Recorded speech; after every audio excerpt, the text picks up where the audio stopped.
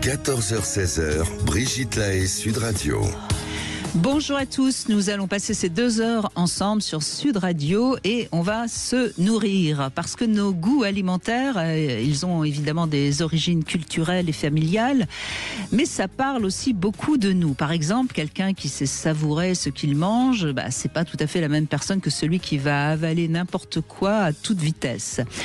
La gourmandise, en d'autres termes, n'a rien à voir avec la gloutonnerie. Donc je vous propose qu'on évoque ensemble notre rapport à la nourriture avec Michel Oudoul, qui comme toujours saura interpréter avec originalité et pertinence nos goûts culinaires.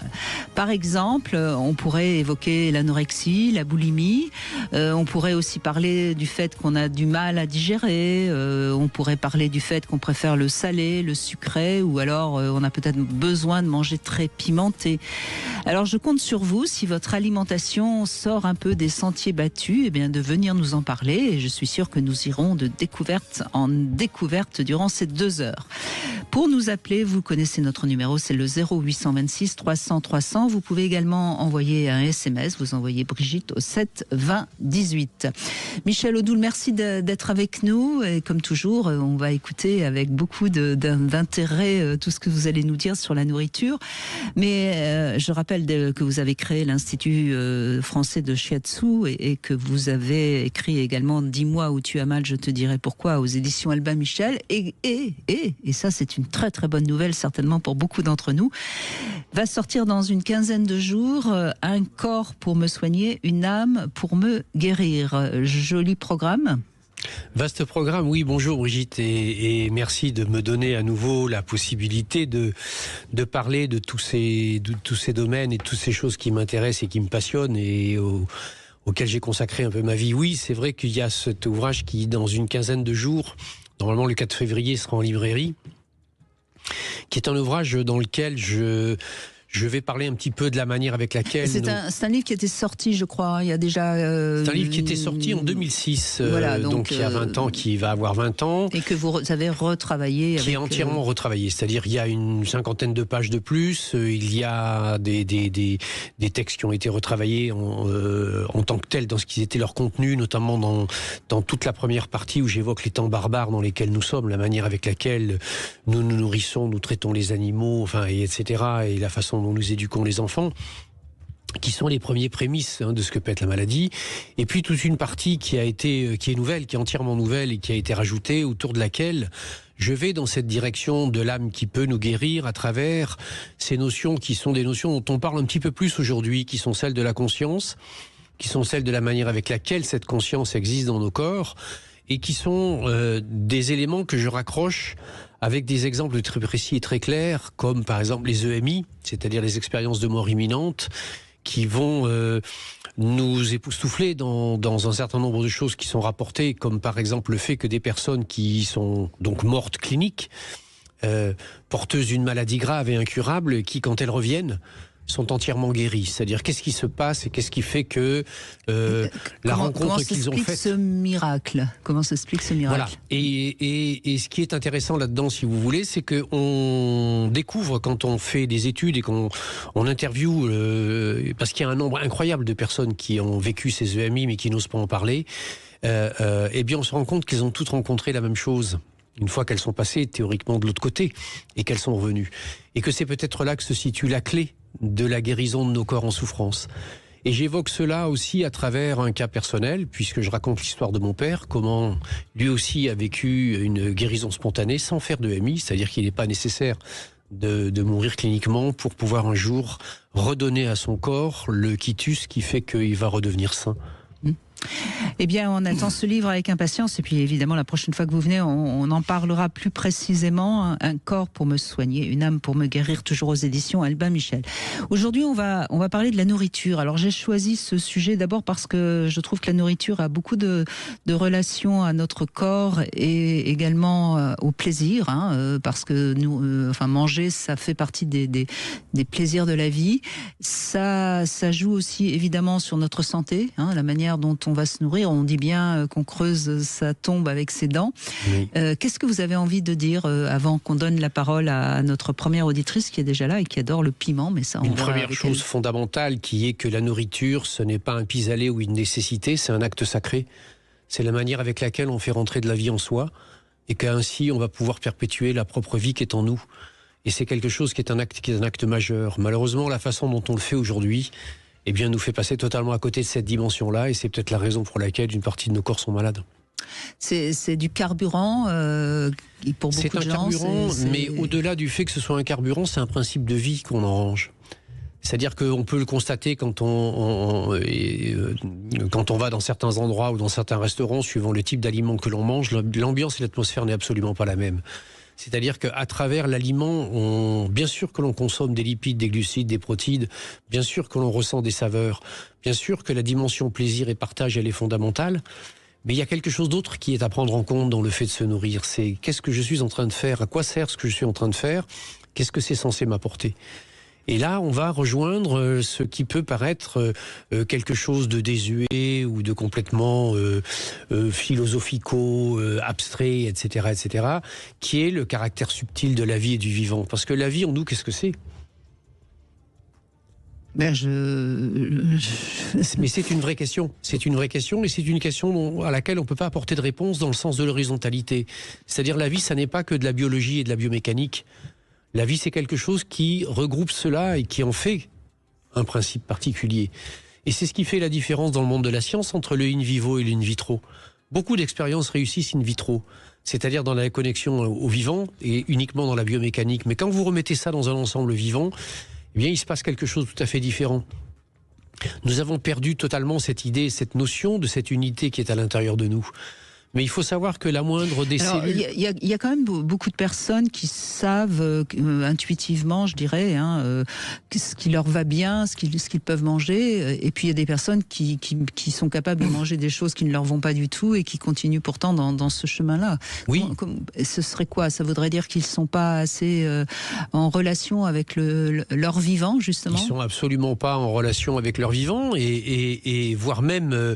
ils sont dans le perçu que ce moment si particulier, à nouveau, je le répète, qui pour moi est sacré, eh bien, est une contrainte de plus, comme n'importe quel moment d'hygiène, ou etc.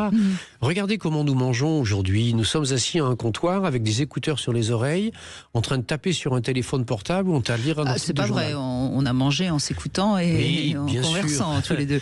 Mais malheureusement. C'est vrai qu'on voit des gens qui avalent n'importe quoi rapidement, sans même être conscients de ce qu'ils sont en train de manger. Nous sommes concentrés absolument pas sur ce que nous sommes en train de faire. Vous voulez faire un test simple ? Demandez aux gens que vous voyez comme ça manger, qu'est-ce qu'ils ont mangé, quelles sont les saveurs qu'ils ont ressenties. Ils sont incapables de vous les nommer. Or, qu'est-ce que c'est une saveur ? C'est une information. Si par exemple j'ingère quelque chose qui a une saveur sucrée, eh bien ce goût sucré, il va au cerveau. Le cerveau reçoit l'information, il va envoyer un signal et un message à mon pancréas pour qu'il sécrète de l'insuline parce qu'il y a du sucré qui arrive. Et que ce champ informationnel-là, il est rompu. Ce qui fait que pour arriver à peu près à maintenir une homéostasie de base dans le corps, je vais être obligé de manger plus, je vais être obligé de passer plus de temps à la digestion et à l'ingestion, et partant de là, et bien entendu que... Oui, et il y a il y a quelque chose qui prouve bien que le rapport à la nourriture est souvent faussé, c'est que pratiquement tous les régimes ne fonctionnent pas. Ils ne fonctionnent pas parce qu'ils ne sont que dans la contrainte ou l'interdit. Donc or, forcément... dans la nourriture, il y a quelque chose qui est très en lien d'ailleurs avec la sexualité, qui est le principe porteur de vie, c'est la notion du plaisir. Bien sûr. D'ailleurs, quand on mange des choses très bonnes, on ne le fait jamais seul, on le partage toujours avec quelqu'un. Et regardez comme c'est amusant, vous allez dans un restaurant gastronomique, avant de commencer à vous jeter sur l'assiette, vous regardez le plat, vous voyez l'esthétique, vous appréciez déjà, ça réveille en vous un certain nombre de choses, vous en rendez pas compte mais vous commencez à saliver, il y a déjà du suggestif qui se sécrète. Ensuite, qu'est-ce qui se passe ? Vous goûtez, vous prenez le temps de ressentir. Non seulement vous prenez le temps de ressentir, mais vous en parlez aux autres, vous exprimez, etc. Et c'est ce moment de grâce-là, entre guillemets, qui est si particulier, qui est celui qui nous nourrit vraiment au plus profond de nous-mêmes. Et c'est ce qui fait la différence entre l'état de santé et puis peut-être l'état de déséquilibre. Eh bien, on va parler de tout ça avec vous. Vous avez envie de nous raconter votre rapport à la nourriture, ce que vous préférez particulièrement. Eh bien, c'est Yana qui sera avec nous dans un instant et qui adore, je crois, que ça pique, que ce soit pimenté. On l'écoute dans un instant. Dans un instant, retour de Brigitte Lahaie, Sud Radio. Avec Michel Odoul, nous allons voir ce que dit notre assiette de nous-mêmes. Bonjour Ilana, merci d'être avec nous. Bonjour Evelyne, bonjour Michel. Bonjour. Et donc, vous aimez bien le pimenté, vous? J'adore tout ce qui est pimenté. Et plus ça pique, et plus je suis contente. Et vous le supportez bien? Oui, en plus de ça, Bon. le piment, c'est un peu un super aliment quand on regarde. On peut tout argumenter. Oui, enfin, excessivement, je ne suis pas sûre que ce soit si bon que ça. Enfin, il y a des personnes qui, quand ils mangent très pimenté, qui le lendemain matin sont un peu barbouillés quand même. Hein. Oui. Ce qui n'est pas votre cas, visiblement. Non, pas du tout. Non, ce que j'aime dans le piment, c'est que c'est plein d'énergie, ça donne la pêche, et puis je le ressens physiquement. Quand je mange un piment, tout de suite, ça me. Mais vous mangez un piment cru comme ça? Vous êtes capable? Non, je le fais. Ça m'est arrivé, mais pas des très forts, hein, par contre. Non, parce que là, quand même, c'est un peu hard, hein. Oui. Non, c'est plutôt en sauce, en curry, voilà. C'est la question que j'aurais éventuellement envie de vous poser, c'est qu'est-ce que vous avez besoin d'exciter? C'est simplement que c'est un petit peu comme je suis. J'ai besoin de bouger. J'ai besoin de. Voilà, j'aime bien les sensations fortes. Et du coup, je le retrouve avec le piment. Je le retrouve dans mon assiette. Oui, mais c'est justement ça la question. C'est qu'est-ce que les sensations fortes vous donnent ou vous apportent?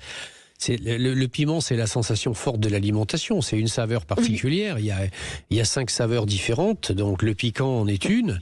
Ça renforce une énergie précise. Donc vous, quel est votre besoin de cette activité ou de cette excitation? Ça me permet d'être vivante. Je me sens, j'aime pas la routine. J'ai besoin de. Oui, ça me permet d'exister. Oui, d'être vivante complètement. Et vous aimez le piment depuis quand? Depuis que j'ai 10-11 ans. Ah oui, donc déjà enfant, vous aimiez. Mais oui. Votre famille mangeait assez pimenté, j'imagine. Alors, ils y allaient doucement parce que justement, ils voulaient pas trop. Petit, on ne sait pas trop comment les enfants réagissent. Mais j'ai tout de suite senti, sans en avoir tous les jours à table, mais j'ai tout de suite senti que c'était quelque chose qui me plaisait. Ça vous rapprochait de qui? Ça me rapprochait de personne en particulier. J'ai pas l'impression que c'est juste que ça me permettait d'être. Mais qui particulièrement dans votre famille mangeait plus pimenté? Plutôt... Ah, c'est mon père. Voilà. Voilà. On est d'accord. Donc là, on est dans du yang. Voilà pourquoi fuir cette idée que vous aviez très clairement à l'esprit pourtant. Oui. Non, mais c'est intéressant parce que, évidemment, ça aurait pu venir de vous à partir de 20 ans ou ça aurait pu être une rencontre avec un homme. Mais là, quand vous nous dites 10 ans, on voit bien que ça vient de vos parents. Oui. Vous voyez ? Oui. Et vous êtes.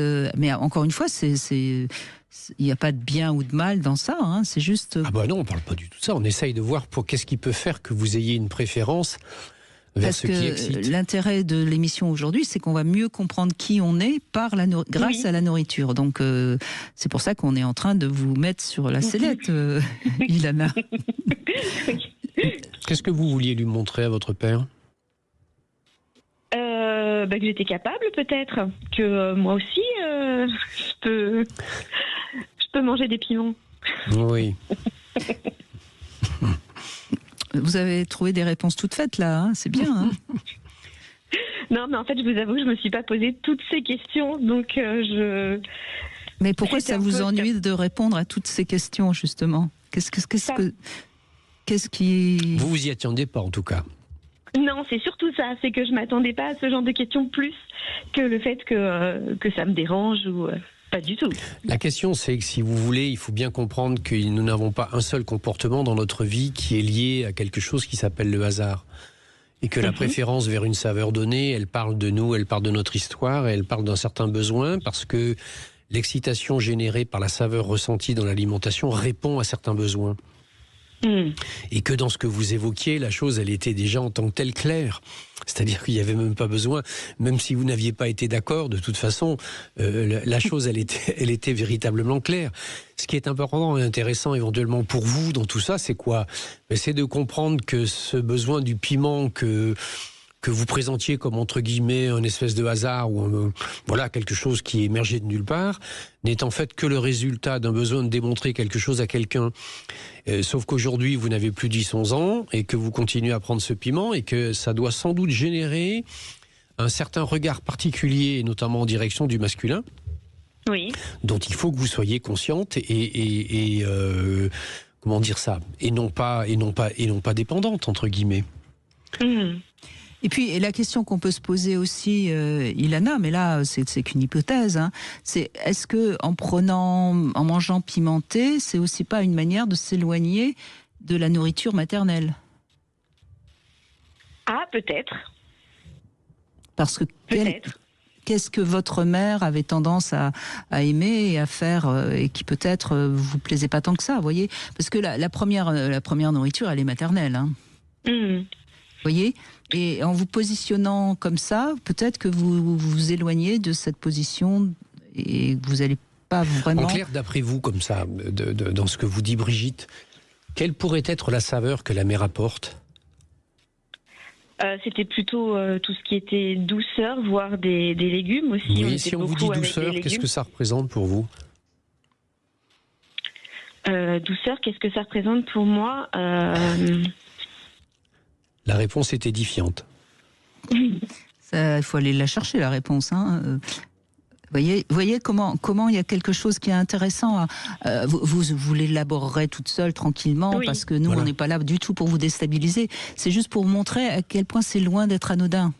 Ah oui, effectivement. Votre début de témoignage, ce qui semblait si anodin, voyez, comme quoi... et ça va être tout l'intérêt de cette émission pendant ces 2 heures, parce qu'on va partir sur des choses qui, a priori, sont... Ah bah oui, tiens, j'aime ça. Voilà. Et puis on va... Peut-être faut-il juste lui laisser... Du coup, il n'y a personne qui va oser appeler, Michel Oudou. Peut-être faut-il laisser un tout petit peu de place à la douceur dans votre vie. Ah, peut-être. Pour l'instant, vous n'avez pas d'enfant pour l'instant ? Non, j'ai pas encore d'enfant. Vous voyez, comme quoi on devine même que vous n'avez pas encore d'enfant. On est fort quand même. Hein. Mais c'est vrai que je vais avoir peut-être du mal quand c'est trop calme ou quand c'est trop lent. Voilà, c'est vrai que peut-être que ça rejoint un peu l'aspect douceur. Oui, c'est la douceur à soi. C'est-à-dire, c'est la capacité à se laisser des temps dans lesquels on ne confond pas la vie et l'agitation. La vie et l'excitation, etc. La vie n'est pas que ça. La vie, c'est aussi l'accueil, c'est la tranquillité. C'est-à-dire, en fait, la capacité à laisser des espaces dans lesquels quelque chose au fond de vous, et peut-être d'ailleurs une petite fille, pourrait avoir des choses intéressantes à vous dire. Oui. Et qui pourrait peut-être vous raconter comment, dans votre histoire, il y a peut-être des choses qui apparemment ont manqué, qu'on a essayé de conquérir, en étant conforme aux attentes de certaines références et de certaines images fortes. Je vais me les poser, toutes ces questions, hein, je pense. Maintenant que vous avez soulevé le sujet. Oui, mais en même temps... et vous allez voir combien ça fait du bien. Ça va, voilà, exactement, ça va vous apaiser. Je pense que ça va vous faire du bien parce que pourquoi pas de manger pimenté, mais quand c'est une demande un peu excessive, c'est toujours intéressant de chercher l'autre côté. Moi, j'aime bien, ce sera d'ailleurs un love conseil que j'avais prévu pour cette semaine, j'aime bien lorsqu'on est très dans le côté, par exemple, de l'ombre, aller chercher la lumière et vice-versa. C'est toujours intéressant, vous voyez ? C'est dans ce sens-là. Ça ne veut pas dire qu'il faut demain manger que de la douceur, non, mais juste rééquilibrer un tout petit peu. Sur le plan biomécanique, sur le plan corporel et sur le temps, toute saveur en excès est néfaste. Donc elle a à un moment donné une facture. Hein. Un des grands classiques des repas et des saveurs beaucoup trop épicées, trop longtemps, sur des trop longues périodes, trop grandes quantités. Ce sont des atteintes au niveau gros intestin, des problèmes de type hémorroïde ou autres, ou des problèmes d'hyperacidification de l'intestin grêle et de l'estomac. C'est donc mieux d'être un petit peu plus modéré, disons, ou d'enrichir les saveurs qui sont perçues, parce que chacune d'entre elles, en fait, correspond à une énergie particulière et à un organe particulier. Et correspondant à un organe particulier va correspondre à un type d'émotion et un type de psychisme particulier. D'accord. Est-ce que ça pourrait expliquer pourquoi le lait qui est plus doux adoucit justement les piments? C'est ce qui calme un peu les piments? C'est ce côté ambivalence? Bravo. Bon. Mais oui, bien sûr. Et vous savez, dans tout ce qui est la question de l'alimentaire, vous allez voir, et c'est pour ça que souvent il y a des associations dans des plats qui sont des associations qui vont moduler un certain nombre des apports. La saveur est une excitation informationnelle qui va au cerveau et qui entraîne un certain nombre de réactions physiologiques. Et à partir du moment où elle est vraiment dominante, à un moment donné, le piquant va produire à un certain degré le même type d'excitation, par exemple, que la cigarette sur la sphère pulmonaire. Il y a un état excitatif qui, sur le temps, s'il devient excessif, blesse. Et à partir de là, va avoir des conséquences. Sauf que pour le piment, ça ne sera pas sur les poumons, voire éventuellement, si, peut-être des mucosités bronchiques, des choses comme ça, mais sinon, ça sera plutôt au niveau intestinal. Oui. Eh ben, vous avez eu raison d'appeler, hein, Ilona. Merci beaucoup. Ilana, pardon. Non, je vous en prie. Merci à vous et merci beaucoup de votre curiosité, parce qu'on sent que ça va vous aider à avancer. On se quitte un court instant. On se retrouve avec le Love Conseil. On va parler de nos peurs qui sont le premier obstacle à l'amour. On va jouer avec Passage du désir et nous aurons Laura qui va témoigner, et je crois que beaucoup vont se reconnaître dans son témoignage. Quand je vais mal, je me réfugie dans la nourriture. 14h-16h, Brigitte Lahaie, Sud Radio. Cette semaine, réveillez-vous avec Patrick Roger dans le Love Conseil. Eh bien, Michel Odoul, on va parler de nos peurs. Nos peurs, elles sont souvent des obstacles importants dans tous les domaines de la vie et forcément dans le domaine amoureux. Donc, nos peurs, c'est d'ailleurs souvent ce que les psys appellent nos blessures d'enfance. Et d'ailleurs, on reviendra sur ce sujet vendredi avec Ariane Calvo. Eh bien, c'est des grands obstacles à l'amour avec un grand A. Alors, d'abord, il y a l'amour de soi qui doit passer par une réconciliation avec ses peurs, je trouve. Vous êtes d'accord avec ça, Michel Odoul? Avec une réconciliation, une acceptation de les voir et de les nommer, parce que de toute façon, elles font partie de nous. Donc la réconciliation avec elles est quelque chose qui va permettre de les mettre au juste endroit, à la juste place. Alors je vous fais une petite liste, mais on pourrait en rajouter. Il y a la peur du rejet, la peur de l'abandon, la peur de l'envahissement, la peur de la trahison, la peur qu'on nous mente. Enfin bref, il y a énormément de peurs qui vont faire qu'on va avoir un comportement qui va être mal adapté dans la relation à autrui. Alors le rejet, par exemple, ça nous empêche de nous investir, ça nous empêche aussi de pouvoir dire non parce qu'on a peur justement d'être rejeté. Bon, l'abandon, on le sait, ça crée souvent des relations de dépendance ou trop d'indépendance d'ailleurs, parce que par peur d'être abandonné, on ne va avec personne. L'envahissement, ça va nous rendre égoïstes. La trahison, ça nous rend suspicieux, jaloux, en contrôle permanent. Et puis, par exemple, si on n'est pas assez authentique, c'est-à-dire si on a une mauvaise estime de soi, souvent, eh bien, ça entraîne qu'on surcompense et qu'on en fait toujours trop, toujours plus. Je trouve que souvent les caractéristiques hystériques viennent d'un manque de confiance et d'estime de soi. Bien sûr. Voilà, donc si on veut être aimé pour soi, il faut peut-être d'abord s'aimer soi-même. Un grand classique, mais c'est bien parfois de le rappeler. C'est un grand classique, mais c'est en même temps quelque chose qui n'est pas simple par beaucoup de gens, parce que on a l'impression qu'on ne le vaut pas, qu'on ne le mérite pas, etc. Et c'est une espèce de cercle vicieux.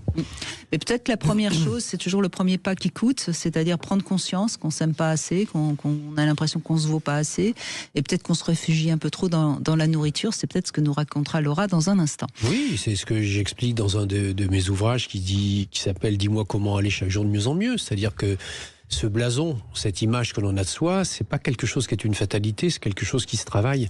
C'est comme une sorte de récitation que l'on fait à soi. Et si on décide que celle que l'on fait ne nous convient pas, rien n'est plus facile que d'en construire une autre. Et puis de se donner le courage, la force et la confiance de la faire d'abord de façon mécanique et technique pendant un certain temps, puis après elle va devenir un nouveau réflexe à soi. Et à partir du moment où le réflexe à soi est un réflexe qui valorise, il est bien évident que la manière avec laquelle on va traverser le quotidien sera beaucoup plus agréable, riche et pleine de belles rencontres. Donc il ne faut pas hésiter. Alors, aujourd'hui encore, on va jouer avec Passage du désir et vous pourrez gagner ce kit de découverte BDSM. Il y a 6 pièces, qui vont pouvoir être découvertes dans ce monde de BDSM tout en douceur, évidemment. Si vous avez envie de le gagner, vous envoyez dès maintenant Brigitte par SMS au 7 20 18 et l'un d'entre vous sera tiré au sort. Bonjour Laura, merci d'être avec nous et bien sûr, comme beaucoup de gens, quand vous vous sentez pas très bien, vous avez tendance à vous réfugier dans la nourriture. Et c'est quoi? C'est plutôt du sucré? Alors déjà bonjour Michel. Bonjour. Bonjour. Non, j'ai pas de préférence, c'est ça le pire. J'ai sucré, salé. C'est pas forcément le pire. C'est compliqué parce que ça devient limite vital quand je suis au bord du frigo et que j'ai besoin de me remplir. J'ai l'impression d'être tellement vide quand je stresse, quand j'ai une émotion qui est pour moi ingérable. Je me mets au bord du frigo et je mange. Et vous prenez ce qu'il y a dans le frigo, quoi, sans préférence. Que ce soit yaourt, je peux manger du saucisson, du fromage. Voilà. Si j'ai un plat qui est déjà préparé, je peux le manger aussi. Voilà. Et ça vous arrive à n'importe quelle heure? Pas forcément, ou plutôt le soir? Non, je dirais sans horaire précis, ça dépend de mon coup de stress. D'accord. Il y a beaucoup le stress, mais il y a aussi les émotions plus intimes, la frustration, l'impression de ne pas y arriver, enfin voilà, tout ça. Ben oui, mais c'est le ben voilà qui est intéressant. Parce que je ne sais pas si c'est intéressant, mais... en tout cas, vous voyez, vous êtes déjà en train de parler de vous, alors. Pourquoi ce ne serait pas intéressant? Oui. Pourquoi ça? Oui. Oula. Est-ce que vous êtes près du frigo, là? Non. Bon, c'est bien. Alors, ça va, Laura. On va pouvoir y aller. On va pouvoir vous nourrir d'aliments plus positifs. Non. Vous êtes adorable. Ouais, ça, c'est moins sûr. Qu'est-ce qui peut être dit par rapport à votre témoignage? Évidemment, vous l'avez évoqué en partie, soit parce que vous le sentez ou parce que vous l'avez lu quelque part. Évidemment que derrière la stratégie, entre guillemets, boulimique, il y a une stratégie pour remplir quelque chose que l'on pense être un vide. Mais qu'est-ce que ça veut dire, ça? Ça veut dire que si vous voulez, et c'est pour ça que vous évoquez ces moments de stress ou des moments d'émotion, quand nous sommes sollicités par un stress ou une émotion qui est une émotion forte, dont on a peur qu'elle nous déborde ou qu'elle nous échappe, nous sommes ramenés dans des innéités qui sont des innéités de la condition de survie. La condition de survie la plus profonde et la plus viscérale qui soit, eh bien c'est la première que nous avons rencontrée, qui a été celle de la lutte nécessaire pour se nourrir, parce que c'est ce qui va nous permettre de survivre. Nous sommes dans des innéités qui remontent à l'aube de l'humanité et qui remontent à l'aube de notre humanité, c'est-à-dire des premiers moments où, quand nous sommes arrivés à la vie, eh bien nous sommes allés chercher ce lieu nutritionnel qui s'appelle le sein maternel, ou quand ça n'est pas le cas, qui s'appelle le biberon, ou parce que nous étions en tension de stress de vie, bien sûr non analysée, mais juste la ressentie d'un besoin qu'il fallait remplir quelque chose pour continuer à exister, que nous avons pu compenser, auquel nous avons pu répondre par le fait de nous nourrir. Et j'irais même plus loin, on sait très bien qu'un bébé qui commence à être un petit peu angoissé, qu'est-ce qu'il fait? Il met à la bouche tout ce qu'il peut mettre à la bouche. Voilà, on est dans le retour vraiment aux innéités les plus viscérales et les plus premières de l'individu. Donc ça explique la mécanique. Ensuite, la deuxième des choses qui va être nécessaire d'éclairer dans ce qui vous concerne, c'est bien entendu quels sont les types de stress ou sinon quels sont les types d'émotions qui vous conduisent à cela. Parce que la nourriture a une deuxième composante qui est une composante non négligeable, c'est que c'est la première chose et le premier lien que nous avons eu dans notre vie à quelqu'un d'autre. Et ce quelqu'un d'autre n'est pas n'importe qui, c'est celui qui nous a porté, nous a donné la vie, qui s'appelle notre mère.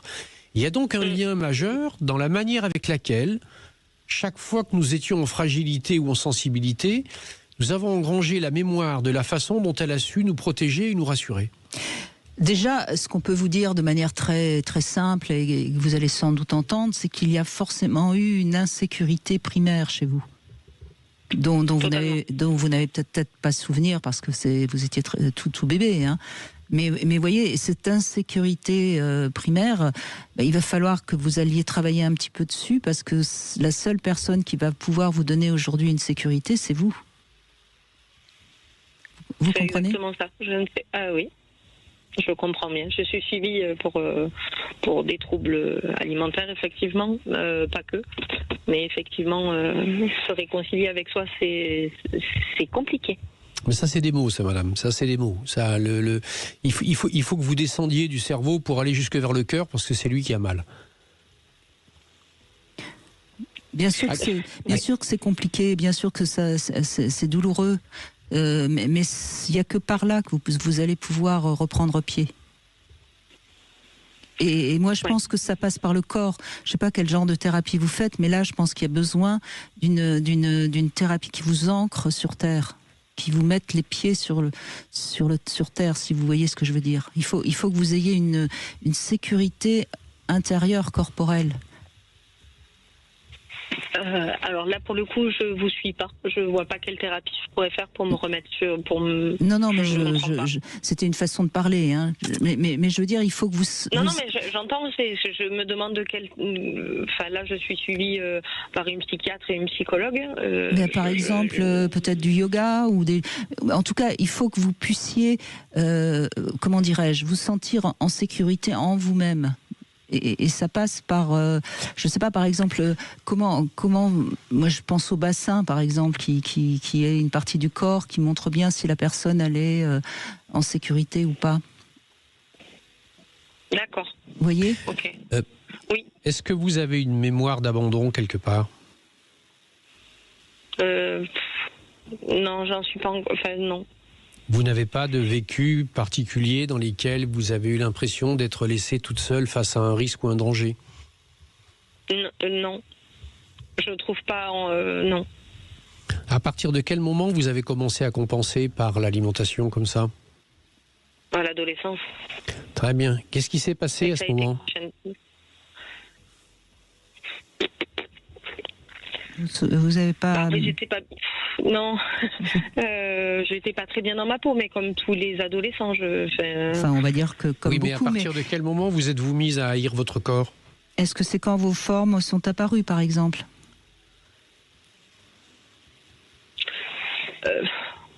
Oui. Vous me troublez. Mais c'est bien, Laura, parce que là, c'est le cœur qui parle en ce moment. Voyez, on n'est plus dans la tête qui parle. Vous êtes en train de parler avec votre cœur. Alors évidemment, c'est un petit peu difficile parce que ça remue beaucoup. Ouais. Mais en même temps, c'est par là qu'il va falloir passer pour aller mieux. Parce qu'un des éléments secondaires qu'il y a dans la boulimie compensatoire et etc., c'est la prise de poids qui permet de mettre de l'épaisseur entre le monde et soi. Et c'est quelque chose qui est une espèce de bouclier de l'édredon qui, tout en adoucissant les chocs ou etc., nous donne l'impression que, en tout cas, les autres ne vont pas nous atteindre. Donc, quelqu'un vous a-t-il blessé profondément au moment de l'adolescence ? Tous les... Ouais. Vous voyez, il y avait certainement une grande peur de ce qui pourrait vous arriver. D'être rejeté plus que de l'abandon. Rejeté, oui. Bon, on n'est pas loin. Hein. Mais ça veut bien dire que quelque part, voyez, on ne vous a pas suffisamment sécurisé en tant qu'enfant. Quand vous devenez adolescente, vous allez vers le monde extérieur, hein, vous quittez le monde de l'enfance. Et là, ça a été très, très, très terrorisant pour vous, sans doute. On va pas vous en dire plus là pour l'instant parce qu'il faut que vous fassiez, vous laissez le temps de décanter un petit peu tout ce qui s'est passé entre nous là pendant ces quelques minutes. Mais voyez, c'est ça la piste qui va vous aider. C'est vraiment de ressentir. D'accord. Sachez en tout cas que dans les techniques physiologiques qui peuvent vous permettre de compenser un peu cette sensibilité qui est la vôtre, il y a 2 axes où vous pourriez trouver peut-être votre bonheur. Il y en a un premier qui est un grand classique, qui est de vous inscrire dans une chorale. Si le chant est quelque chose qui peut éventuellement vous parler, l'avantage qu'il y a à s'inscrire dans une chorale, c'est qu'on est dans un endroit et un environnement dans lequel, tout en étant soi-même, on est protégé par le groupe. C'est-à-dire que même si on a une voix de fausset, qu'on chante faux ou comme une casserole, à partir du moment où on se met à chanter dans le groupe, on se met à chanter juste. Il y a des choses assez étonnantes et assez troublantes qui se passent à ce moment-là, parce que la voix, eh bien, c'est la manière avec laquelle, et c'est l'outil par lequel on va s'exprimer, on va commencer à oser exprimer quelque chose, même si c'est à l'intérieur d'un groupe. Et ça peut être un cheminement qui est extrêmement intéressant. Et le pendant de cela, qui va permettre d'aller un cran plus loin dans ce qui va être la gestion de son corps et le rapport à son corps, eh bien, c'est aller prendre des cours de théâtre et prenez le risque de vous mettre en scène. Absolument. Merci beaucoup, Laura. On fait une petite pause, on revient avec Sophie, qui est plutôt sucrée. Vous voulez parler à Brigitte Lahaie, 16h, Brigitte Lahaie, Sud Radio. Michel Audoulet est avec nous et bientôt va sortir son prochain livre, Un corps pour me soigner, une âme pour me guérir, aux éditions Albin Michel, mais on en reparle la prochaine fois que vous venez, vous nous raconterez tout ça. On continue aujourd'hui en tout cas à évoquer la nourriture et nous avons Sophie qui nous rejoint et vous, Sophie, vous êtes sucrée. Oui, bonjour Brigitte, bonjour Michel, effectivement, moi je suis très sucrée, pardon. J'adore tout ce qui est chocolat, gâteau, dessert. Je l'ai toujours considéré comme un petit refuge, vous savez, ce petit besoin qu'on a en fin de journée pour se réconforter. Dès qu'on est stressé, dès qu'on est fatigué, enfin moi en tout cas, dès que je suis stressée, dès que je suis fatiguée, et pourquoi pas juste pour se faire plaisir? Pour se faire plaisir, ça arrive, mais quand je me fais plaisir, c'est que derrière, il y a quelque chose qui, effectivement, je pense inconsciemment, il y a un petit peu de fatigue, généralement, mais ça fait toujours plaisir, hein. De toute façon, j'y vais pas à contre-cœur. Parce qu'on ne peut pas avoir envie de se faire plaisir quand tout va bien et qu'on n'est pas fatigué ? Si, mais alors dans ces cas-là, c'est plus festif et je tendrais pas trop vers le sucré. Je crois que vraiment, moi, ce qui m'attire dans le sucre, c'est ce côté un peu réconfort, vous voyez. Oui, c'est la petite gâterie. Oui, exactement, c'est le petit plaisir coupable. Coupable. Ben voyons. Et pourquoi coupable ? Parce qu'en fait, on se reproche toujours après d'avoir abusé ou pas. Vous parlez de petit plaisir et maintenant vous dites abuser. Pourquoi vous généralisez ? Je sais pas, c'est ce que toujours on a entendu dire. Qui ça qui vous a dit ? Les magazines, la culpabilité à la télé, les coachs sportifs de temps en temps que trop de sucre, c'est pas bon pour la santé. Enfin tout. Ah non, mais ça c'est autre chose. Non, mais ça c'est autre chose. Voilà, c'est pas pour ça que c'est un petit plaisir coupable. Oui, voilà. Moi, ce que j'entends surtout chez vous, que ce qui vous satisfait le plus, c'est que le petit plaisir soit coupable. Oui. Je pense que quelque part, la transgression est quelque chose qui ne vous est pas indifférent. Non, j'aime bien. Non, mais je pense que ça remplit effectivement le petit vide émotionnel aussi qu'on peut avoir de temps en temps quand ça va pas en fait. C'est un peu de calme, un peu de douceur, un peu s'occuper de soi et de se mettre dans un cocon. Oui, mais Sophie, encore une fois, autant Laura, on voit bien qu'il y a un excès, on va dans le réfrigérateur, on se remplit, tandis que vous, c'est un petit bout de chocolat pour vous faire du bien. Il y a rien de coupable. Vous voyez, c'est pas vous mangez pas la tablette. Ça dépend. Je vous dirais que ça dépend, effectivement, parce que m'arrêter à un carré de chocolat, c'est compliqué. Mais oui, après, j'essaye de rester raisonnable. Mais voilà, mais c'est vraiment en cas de stress aussi où je peux manger carrément un paquet de gâteaux. Ça m'est déjà arrivé de manger, alors pour citer une marque, des Kit Kat Balls et de prendre le gros paquet et par stress et par besoin de manger tout le paquet. Si c'est une fois de temps en temps, c'est pas grave. Vous voyez ? En tout cas, j'ai l'impression que là, on est loin du petit plaisir. Mais c'est pas toujours des petits plaisirs, justement. C'est ce que je vous dis. Des fois, ça peut être, alors je dirais pas, c'est énorme comme mot, mais des accès de boulimie. C'est-à-dire qu'au bout d'un moment, on se sent pas bien, on va se dire, bah tiens, ça va me faire du bien, et en fait, ça fait pas du bien parce qu'on finit le paquet, on finit la boîte. Voilà, on n'est pas sur le petit registre gentil du plaisir compensatoire, etc. Là, on commence à rentrer dans le vif du sujet. Parce que vous commencez par nous dire que c'est un petit plaisir, et puis là, tout d'un coup, vous nous parlez de la boîte entière. En fait, le soir, devant la télé, c'est un petit plaisir. Ça, c'est une petite habitude, petit plaisir coupable. Parce que la fatigue arrive et qu'effectivement, terminer son repas et puis être devant la télé avec un petit... Sophie, vous n'êtes pas face à deux juges qui vont vous juger. Vous êtes face à deux personnes qui ont envie de vous aider à mieux comprendre. Alors, si vous pouviez nous dire exactement ce qu'il en est, ça serait plus simple, on gagnerait du temps. Avouez. Bon, effectivement, dans la journée, quand je suis pas bien, je m'enfile un paquet de gâteaux ou des cochonneries à manger, tout ce qui me passe sous le coude. Oui, mais vous voyez, Sophie, il y a vraiment deux choses à retenir. D'abord, la première des choses, c'est que vous savez, de la même manière que dans la nourriture, il y a ce qu'on appelle des exhausteurs de goût. Vous faites un exhausteur de plaisir avec de la compensation sucrée. La deuxième des choses, elle est que il y a en vous effectivement une notion de culpabilité transgressive extrêmement forte dans le fait de vous faire du bien par de la douceur. Il faut comprendre que tout ça, ça parle de la problématique qui est la problématique de fond. Et du besoin absolu de se rassurer par cette douceur qui arrive, et notamment, bien sûr, dans les moments de stress ou dans les moments de fatigue. C'est un très grand classique, il n'y a rien de particulier où il n'y a pas de honte à avoir sur ça. En revanche, il faut savoir que le poison le plus toxique qu'il peut y avoir dans tout ça, c'est la culpabilité. Parce que c'est ce poison-là qui fait que de toute façon, sinon on n'en sortira pas. Donc la première des choses, c'est de comprendre que, le besoin de compenser est un besoin qui est sain, qui est salvateur et qui est naturel. 2, que se contenter de prendre la chose comme telle n'est pas suffisante parce que le besoin peut devenir à un moment donné ce qui déséquilibre. Et donc il va falloir que vous appreniez un certain nombre de petites choses de base qui vont vous permettre d'éviter de rentrer dans ce piège qui est un piège qui progressivement va vous faire augmenter les quantités de tout.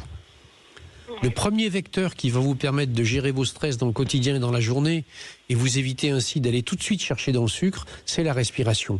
Donnez-vous le temps d'avoir un temps de recul. Avant de vous jeter sur la boîte de gâteaux que vous nommiez tout à l'heure, etc., laissez-la de côté, faites 4 à 5 respirations tranquilles. Et vous allez voir que déjà, là, peut-être, vous allez pouvoir attendre 5 ou 6 minutes avant de vous jeter sur la boîte.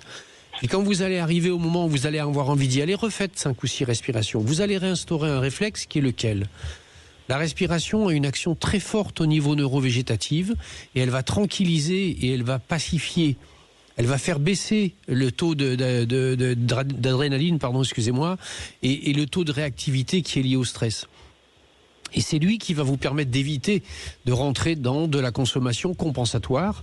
Parce que finalement, quand vous mangez ce gâteau, après, vous expirez, vous relâchez, vous vous détendez, et puis la pression est beaucoup moins grande et ça va mieux. Essayez d'obtenir ce relâchement autrement que par cette compensation alimentaire, parce que à partir du moment où vous allez continuer dans ce schéma-là, et vu la dérive quantitative vers laquelle vous êtes en train d'aller, c'est la culpabilité qui va augmenter au fur et à mesure. Et il y aura un moment donné où cet accès au plaisir ne sera plus quelque chose qui va compenser, mais deviendra une punition. Et sinon, il n'y a rien de grave à avoir de temps en temps envie. Bien sûr que non. Il y en a d'autres, ça va être la cigarette, d'autres, ça va être un verre d'alcool, et puis ça va. On est tous des êtres humains et on a le droit de compenser quand ça va mal. D'accord ? Je vous remercie beaucoup. Je vous en prie, Sophie. Merci à vous. Merci à vous. On va continuer évidemment dans la deuxième heure à évoquer tout ce qui concerne la nourriture, mais on voit bien déjà depuis 14 heures à quel point la nourriture, c'est loin d'être anodin. C'est pas anodin, c'est un acte majeur. Ce qui est terrible, effectivement, ce sont tous les présupposés ou les dictates qui sont envoyés par la société, la civilisation dans laquelle on est. Qui en même temps est celle à consommer d'ailleurs, et qui est la pourvoyeuse, qui est la pourvoyeuse des éléments compensatoires, et donc de comprendre que de toute façon, face à une tension ou à un stress interne, l'extérieur n'apportera jamais rien de direct, et que c'est par soi, c'est le fait d'essayer de ne pas en être victime et de comprendre ce qui se joue et de se donner les moyens à chaque jour un petit peu de se donner les moyens de sortir de ce piège. Alors j'ai trouvé la devinette qui correspond tout à fait au sujet du jour, d'accord. Michel Odoul, et je pense que vous allez la trouver très très bien. Donc c'est une femme, enfin c'est un couple, hein, et donc la femme regarde Top Chef, vous savez la fameuse émission sur la cuisine, et son mari la critique et puis lui dit pourquoi tu regardes Top Chef puisque tu sais même pas faire la cuisine. Que va lui répondre sa femme? Vous avez le temps des infos pour me trouver la réponse. Allez, on fait une petite pause et n'hésitez pas, vous avez envie de nous parler de ce que vous mangez, de la manière dont vous vous nourrissez, vous nous appelez au 0826 300 300, on se retrouve après. Sud Radio. Sud Radio. 16h, Brigitte Lahaie, Sud Radio. Michel Audoulet est avec nous, auteur de Dis-moi où tu as mal, je te dirai pourquoi aux éditions Albin Michel. Aujourd'hui, c'est plutôt Dis-moi ce que tu manges, je te dirai qui tu es. Hein. Ça pourrait être ça. C'est d'ailleurs aussi amusant que cela puisse sembler. C'est ce qui m'a inspiré pour donner le titre de Dis-moi où tu as mal, je te dirai pourquoi. Je cherchais un titre pour mon livre à l'époque. Ah oui. Et je suis, entre guillemets, tombé par hasard sur Comme une toujours. phrase d'un monsieur qui s'appelait Bria Savarin, qui était un grand spécialiste de la cuisine, etc., et qui avait dit « Dis-moi ce que tu manges, je te dirai qui tu es ». D'accord. Et donc vous avez et ça m'avait copié. inspiré, je m'étais dit « Mais tiens, voilà, c'est ça le titre qu'il faut que je mette pour mon livre Eh ». bien, Merci, monsieur Bria Savarin. La boucle est bouclée. Donc Voilà. aujourd'hui, on revient aux origines de Dis-moi où tu as mal, je te dirai pourquoi. Bon, alors, vous avez réfléchi à ma devinette. C'est une femme qui regarde Top Chef et son mari lui dit « Mais pourquoi tu regardes ça? Puisque de toute façon, tu sais même pas faire la cuisine. » Elle répond Mais c'est parce que ce n'est pas la cuisine que je regarde, mais le cuisinier. « Ah, ouais, ça aurait pu être ça. » Non, elle répond « Mais tu regardes bien des films porno, toi. » Ah oui, c'est plus fin ça. C'est plus fin, hein, oui, je suis oui. d'accord, hein. Et plus assassin aussi d'ailleurs. Oui, mais c'est plus intelligent Il en comme avait réponse. besoin, oui, c'est ça. Peut-être qu'il en avait besoin. Bon, en tout cas, du coup, ça lui a cloué le bec, hein, si je puis dire. Samir, bonjour. Oui, bonjour Brigitte et bonjour Michel. Bonjour. Voilà, donc autour de ce sujet de nourriture, je voulais quand même juste, pour que vous compreniez, j'ai eu un cancer de la prostate en 2012, ça fait à peu près 13 ans, et mon épouse en 2023, un cancer de l'œsophage. Elle est en rémission au jour d'aujourd'hui. Moi aussi, je suis en situation un peu de sape. Et pour parler de nourriture... Alors déjà, quand on est en rémission, on dit plus en rémission. Maintenant, dans cette émission, on dit qu'on est guéri. Voilà. Écoutez, ça c'est très positif. Eh ben oui, il faut toujours faire prendre une position positive dans cette émission. Non mais c'est vrai, c'est un cancérologue hein, qui m'a donné cette piste-là, et je trouve qu'il a énormément raison parce que vous êtes guéri. Et puis après, peut-être par la suite, vous allez avoir une autre maladie, mais voilà, hein, on est d'accord. En tout cas, ça vous évite de garder une espèce d'épée de Damoclès sur la tête. Et oui, qui est très, bien sûr, je suis tout à fait d'accord avec vous, Michel, c'est quand même très lourd tout ça. Alors, donc, ce que je voulais dire, c'est que notre nourriture a changé à partir du moment où moi, comme je suis sous encore hormonothérapie, je dois faire attention de ne pas trop manger pour ne pas prendre du poids. Alors que ma femme, qui a eu un cancer de l'œsophage, a beaucoup maigri, donc il faut qu'elle se remplume. Donc, le dilemme est là. D'ailleurs, il y en a un qui faut qu'il fasse attention et l'autre, il faut qu'il mange. Elle mange dans votre assiette et puis comme ça, vous en avez plus grand-chose dans votre assiette. Non. Donc, du coup, le dilemme est là. Bon, on a bien sûr la situation... Vous avez l'air d'en sourire quand même, donc je crois que je crois qu'il y a une complicité qui vous réunit quand même. Oui, absolument. Et donc on mange, oui, il y en a qui mange dans une petite assiette et l'autre qui mange dans une grosse assiette, même si je dois bien sûr me limiter. Donc pour moi, ce que je voulais dire par là, c'est que j'ai dû, un peu pour aider ma femme à la nourriture et sans doute un peu moi, revenir sur des nourritures, je dirais, entre guillemets, ancestrales. Moi, je suis d'origine du Maghreb, donc je fais pour elle des soupes shorba, etc., des couscous, mais qui ne sont pas bien sûr épicés, des choses pour un peu qu'elle prenne du poids, mais aussi moi, j'en profite, mais aussi que si vous voulez, comme il y a un paradoxe, il faut non plus ne pas chercher à me limiter quand même si je ne suis ni en surpoids ni en obésité. Voilà. Donc il y a quelque chose d'un peu de thérapeutique dans cette nourriture. Vous savez, quand on est confronté bien sûr à la maladie, on cherche des solutions comme on peut. C'est vrai que la maladie est une espèce d'injustice, puisque jusqu'à nos maladies, nous étions des sujets comme beaucoup de gens, d'ailleurs quand ils sont malades, on était des sujets sains, et donc on n'a jamais est-ce que, Samir, j'entends bien ce sentiment d'injustice et je le respecte. Mais est-ce qu'il ne faut pas plutôt essayer de se dire que vous avez traversé une épreuve et c'est toujours injuste les épreuves, mais on en traverse tous. Il y en a, c'est la maladie, d'autres c'est un accident, d'autres c'est la perte d'un être cher. Et voir comment cette épreuve finalement vous rend aujourd'hui peut-être plus apte d'abord à profiter de la vie et peut-être à faire attention justement à vous. Oui. Et à revenir à vos racines. Oui. Vous voyez, c'est peut-être comme ça qu'il faut voir les choses, parce que quand on reste avec l'idée que ça a été injuste, ça veut dire qu'on n'a peut-être pas totalement profité de l'épreuve, de ce que peut nous apporter une épreuve. Oui, comme une épreuve positive. Michel disait quelque chose. Je peux pas dire qu'une épreuve c'est positif, évidemment que non, mais elle est arrivée, on n'y peut rien. En revanche, on peut en faire quelque chose de positif. Si, une épreuve qu'on dépasse est toujours positive. Merci Michel. Parce qu'elle construit l'être, c'est le principe même de la vie, c'est le principe même de la manière avec laquelle l'être humain est censé croître.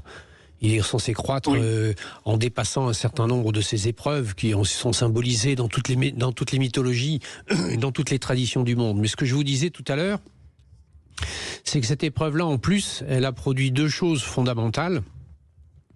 La première, vous l'avez exprimée à travers la nourriture, elle vous a ramené à vos racines. Oui. Et donc à vous reconnecter avec là d'où vous venez, avec ce qui, entre guillemets, est bon pour vous et la source à laquelle vous pouvez vous nourrir au propre comme au figuré. Ça, c'est la première des choses. Mais la deuxième des choses que j'ai entendues dans cette épreuve, et qui est un filigrane de ce que vous nous avez expliqué, c'est qu'elle a reconstruit quelque chose qui est une relation de couple de respect mutuel. Et c'est quelque chose qui a une valeur inimaginable, celle-là. Et à travers le fait de se nourrir dans un respect de l'autre, dans l'apport à l'autre du meilleur et de ce qui va lui faire du bien, il y a quelque chose qui est vraiment un cadeau et un cicatrisant formidable. Après, en dehors de cette idée-là, je pense qu'il faut bien intégrer que l'alimentation et la nutrition n'est pas quelque chose comme ça de factuel ou d'hasardeux. En médecine d'ailleurs traditionnelle chinoise, la nourriture est l'un des 5 médicaments fondamentaux. C'est-à-dire qu'on va manger et consommer des aliments en fonction des déséquilibres qui sont les siens, et les médecins traditionnels peuvent tout à fait faire des ordonnances de type de plat particulier à manger.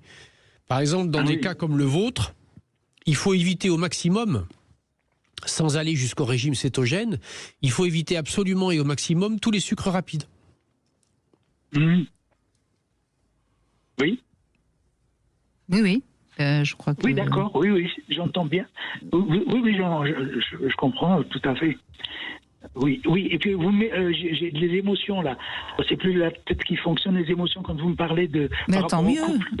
Tant mieux. C'est bien. C'est bien. Oui. C'est chouette, les émotions. Ça apporte de la joie. Oui, tout à fait. Parce que c'est quand même aussi une épreuve dans le couple aussi. C'est individuel, mais c'est aussi un couple. Nous sommes un couple. Et nos enfants grandissent, sont partis, et nous sommes un couple qui doit se consolider, je dirais. Mais qui a la chance de pouvoir le faire. Vous n'imaginez pas le nombre de couples qui passent leur vie l'un côte à côte sans jamais se voir ou se comprendre ou s'entendre. Alors ils n'ont peut-être pas d'épreuves ou de maladies graves comme vous, mais ce sont des individualités qui existent toutes seules à part, accompagnées par une autre individualité qui existe toute seule à part. Vous avez été conduit par cette épreuve à devoir prendre conscience de l'autre dans tous les instants du quotidien. À la fois parce qu'il a été touché par quelque chose qui est fondamental à travers la zone corporelle qui a été touchée chez vous. Qu'est-ce qui a été frappé? Il a été frappé ce qui était la représentation maximale de ce qu'est le masculin et de ce qui est le mâle. Et chez votre épouse, qu'est-ce qui a été touché? L'œsophage, c'est-à-dire la manière avec laquelle la représentation du féminin et de la mère est associée au nutritionnel et à la capacité justement à apporter de la vie par cela. La fécondation pour le masculin, l'apport du nutritionnel, la nourriture et le fait de porter l'autre pour le féminin. Et ça vous oblige, ça, à vous retrouver sur ces fondamentaux et cet essentiel. Et c'est douloureux, c'est éprouvant, et en même temps c'est une chance majeure. Mais vous savez, c'est comme quelqu'un qui reprend la gym. C'est douloureux et c'est éprouvant, ça fait des courbatures, etc. Mais c'est ce qui va lui permettre de retrouver l'état de santé. Et vous, à travers la reconstruction d'un sens commun sur le couple, vous êtes en train de construire une valeur qui est ineffable, parce que c'est l'essence même de la vie. Voilà, Samir. Oui, merci. Mais je vous en prie. Merci. Oui. Merci Michel, merci Brigitte. Je vais essayer d'en faire quelque chose de. Mais merci. C'est quelque chose de précieux de ce que vous me dites. Merci qui? Merci à vous, monsieur. C'est vous qui avez téléphoné. Tout à fait. Et merci de votre émotion que vous nous avez offerte. Merci Samir, merci beaucoup. On fait une petite pause et c'est Nathalie qu'on retrouve dans un instant. Quand elle était bébé, elle ne pouvait pas supporter de prendre le sein. Elle nous raconte ça dans un instant. Dans un instant, retour de Brigitte Lahaie, Sud Radio. Michel Odoul est toujours avec nous et on continue à évoquer la nourriture. Alors la nourriture, évidemment, hein, ça commence par le sein maternel, mais pas pour tout le monde, n'est-ce pas Rose? Bonjour. Bonjour Brigitte et bonjour Michel Odoul. Bonjour. Et ravie d'être parmi vous à ce début d'année. Mes meilleurs vœux d'ailleurs. Absolument, on a encore le temps, il nous reste encore quelques jours. Et vous également. Voilà, mais la santé bien évidemment. Le bonheur c'est facile, j'ai envie de dire, la santé c'est... Oh, facile le bonheur Non mais bien évidemment, on se comprend, je veux dire que la santé, bon, sauf si effectivement on peut avoir des techniques et des approches comme nous offre celle de Michel Odoul, où on peut à mon avis débloquer et dynamiter peut-être à la base quelque chose qui aurait pu être grave si on s'en rend pas compte. Voilà. Ah, j'ai un retour d'une publicité dans le... c'est bizarre ça, parce que pour l'instant, il n'y a pas de publicité à l'antenne, je ne sais pas. Oui. Bon, c'est pas grave, on va revenir sur le vif du sujet. Donc, on vous a dit, parce que ça, vous vous en souvenez pas, évidemment, que quand vous étiez petite, vous ne vouliez pas téter. Tout à fait. Tout à fait. Maman me disait que ça a été compliqué pour moi parce que, alors que tous les frères et sœurs jusque-là étaient de gros bébés, moi j'étais un bébé normal, on va dire, 3 kilos, presque 3 je crois. Je suis née un petit peu prématurée. Mais je crois qu'on ne parle pas vraiment de prématuré à 3 semaines. Je ne sais pas si je me trompe ou pas. Et sinon, j'étais un bébé du 14 juillet. Donc, vous comptez, vous voyez, vous verrez. Donc, je suis du 22 juin. Et du coup, maman m'a dit que c'était à peu près facile le démarrage de tous, sauf de moi qui, bien évidemment, on m'a tellement dit que j'étais une originale toute ma vie, j'ai pas voulu prendre le sein. Et quand je vous écoute depuis le début de l'émission, je me demande effectivement aujourd'hui comment un enfant peut ne pas refuser le sein. Oui. Un réflexe primaire inné, quoi. Donc ça a été le jus de carotte. Ça a été que du jus de carotte et... alors attendez, c'est autre chose. C'est-à-dire que vous ne vouliez pas... C'était le lait maternel que vous refusiez, c'était pas le sein. Enfin, si, mais je veux dire, c'est parce que vous... Si, mais dans un biberon, je ne voulais pas le lait, par exemple. Il a fallu que je sois... Oui, donc c'est bien le lait maternel. C'est bien le lait qui... Parce que vous voyez, c'est pas tout à fait la même chose, déjà. Disons qu'elle ne pouvait pas me mettre au sein. Parce que le lait aurait pu le tirer, le mettre dans un biberon. Oui, mais j'ai bien compris. Mais je voulais ni l'un ni l'autre, quoi. C'est ça, donc c'est bien le lait maternel que vous refusiez. Alors le sein, ça va avec. Parce qu'il faut savoir que le repère fondamental que le tout petit bébé qui vient de naître a est un repère olfactif. Et que par conséquent... C'est d'ailleurs par l'odorat qu'il monte jusqu'au sein. Voilà.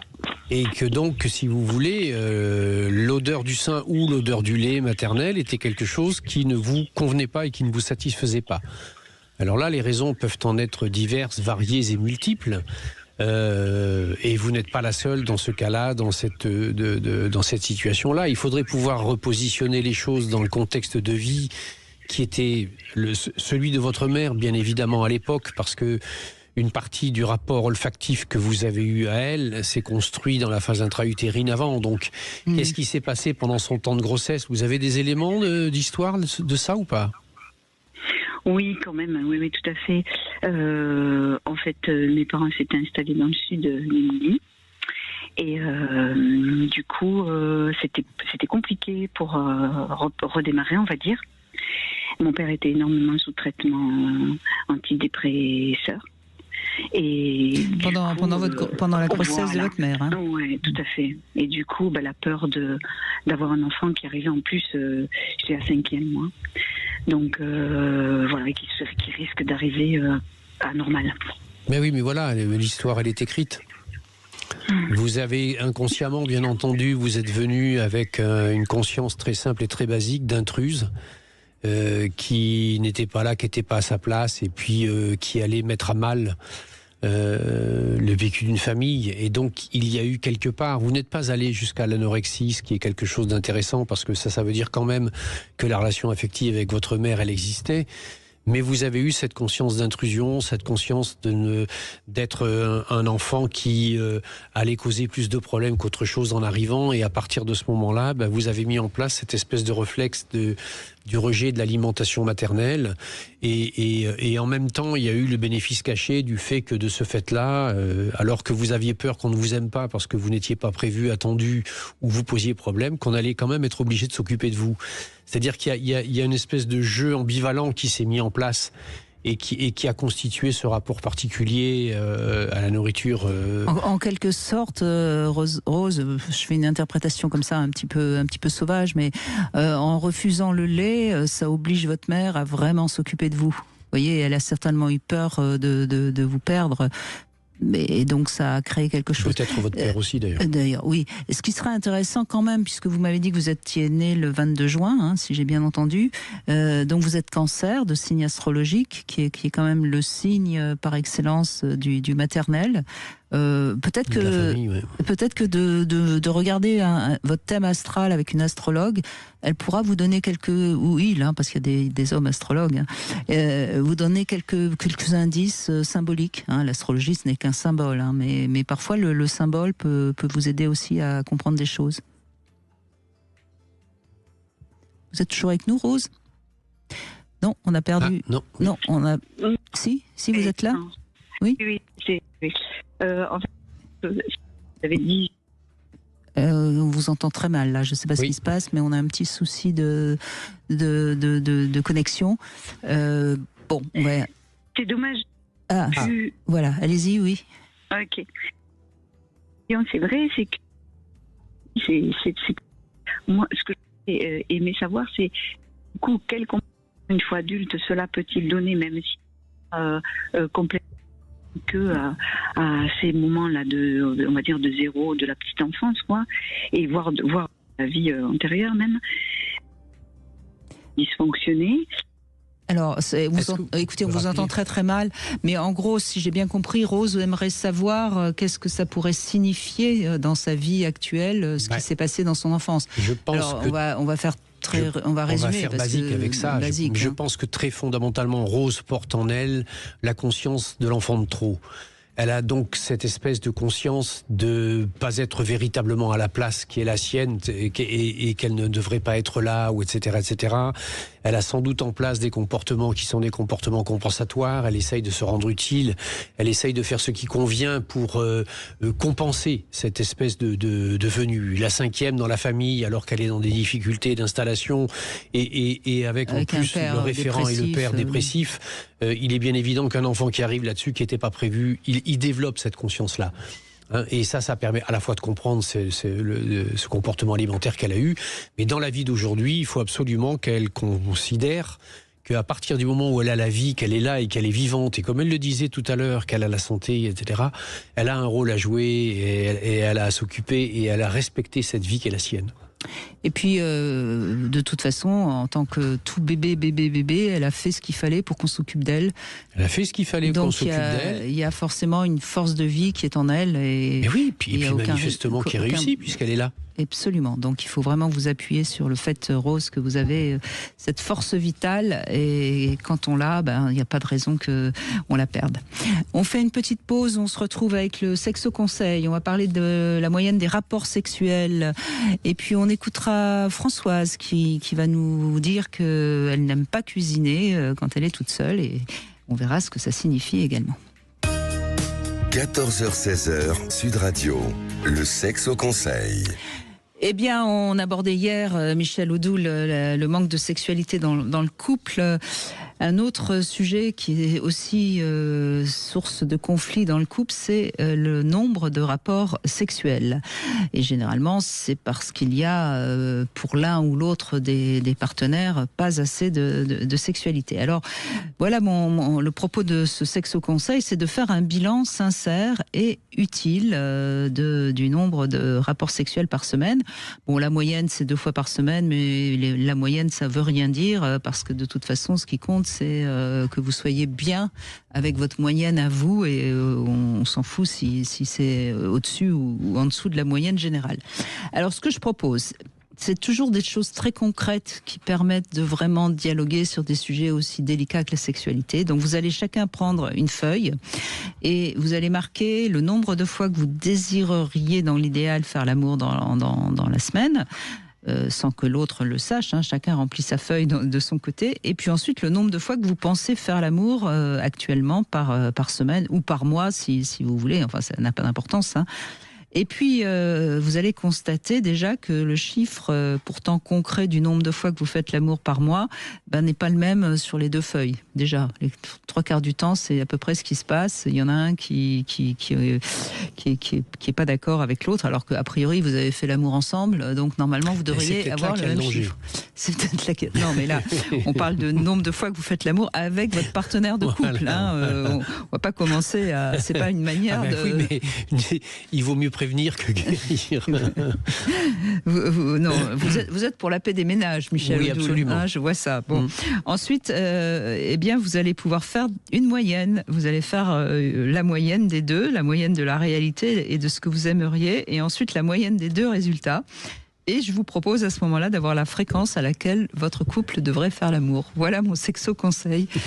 C'est assez rigolo parce qu'en même temps c'est une manière totalement concrète de parler. De sexualité. De jouer avec ça, voilà. Et de jouer avec ça, parce que ce qu'on sait, c'est que beaucoup de couples ont du mal à parler de sexualité et ils en parlent toujours un peu après, mal. Ça peut devenir un pathos, voilà, ça peut devenir... Voilà, tandis que là, évidemment, il faudra en sourire, mais c'est une manière très concrète de pouvoir parler de sexualité. Françoise, bonjour. Oui, bonjour Brigitte, bonjour Michel. Bonjour. Alors vous n'aimez pas manger ni cuisiner quand vous êtes seul, mais vous mangez quand même quand vous êtes seul. Oui, mais je mange de manière rapide, sans. Je peux manger dans la casserole rapidement, voilà, avec un bouquin, avec l'ordinateur, avec. En fait, c'est. Oui, c'est ça. C'est que il faut être avec quelqu'un pour avoir du plaisir à manger. Là, ce n'est plus manger, c'est s'alimenter, ce que vous faites. Quand vous êtes seul. C'est pas pareil. Oui.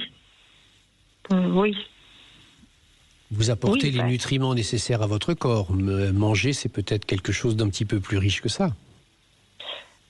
Oui, c'est... En fait, j'ai des difficultés à rassembler, à faire les courses. Pour moi, toute seule, je suis paumée, en fait, et pourtant... J'ai fait ça pour mon enfant jadis, mais pour moi toute seule, Voilà. Je vais juste vous poser une question comme ça. Est-ce que vous avez une très grande amie ou un très grand ami ? Oui, mais éloigné. Et alors éloigné encore plus. Donc imaginez que demain il vient, ou elle vient. Oui. Vous allez avoir du mal à faire les courses et à faire à manger ? Ah non, pas du tout. Très bien. Non, au contraire. Pourquoi ? Parce qu'il y a le plaisir d'offrir, il y a le plaisir de recevoir. Parce que c'est quelqu'un que vous... C'est quelqu'un que vous vous appréciez. C'est quelqu'un que... C'est quelqu'un que vous aimez bien.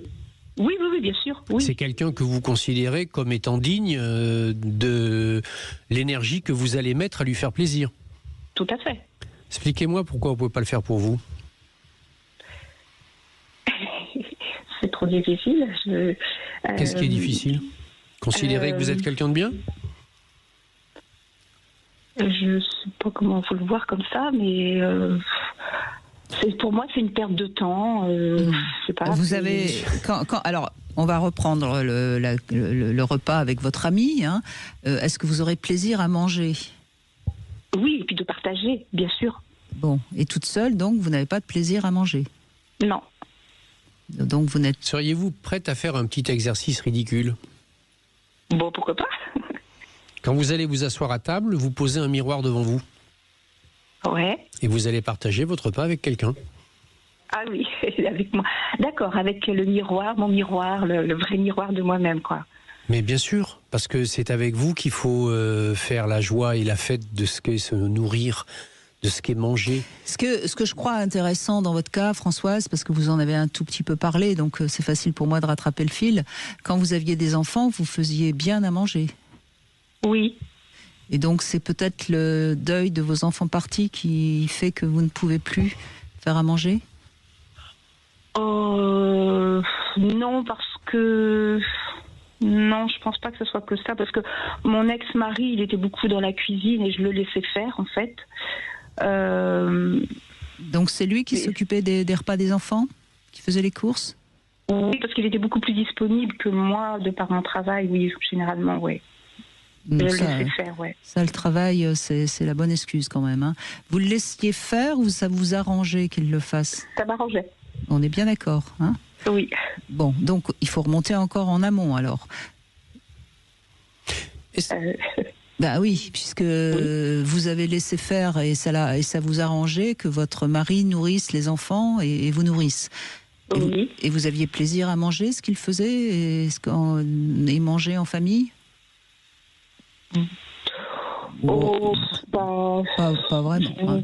Non, pas vraiment. Bon, non, donc, pas vraiment. En fait, à part faire plaisir à quelqu'un que vous aimez, la nourriture, finalement, c'est beauf. Hein.